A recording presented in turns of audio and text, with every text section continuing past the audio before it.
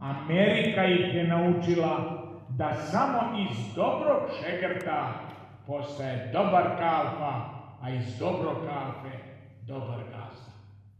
Ili da te spopao neki čudnovac san i da nije baš sve onako kako ti izgleda i da će se sve promeniti kad se samo probudiš. Vidiš kako svet juri na sve strane i da je svaki u najvećem poslu, a ti stojiš besposlen kao gladno marvinče pred praznim jaslom.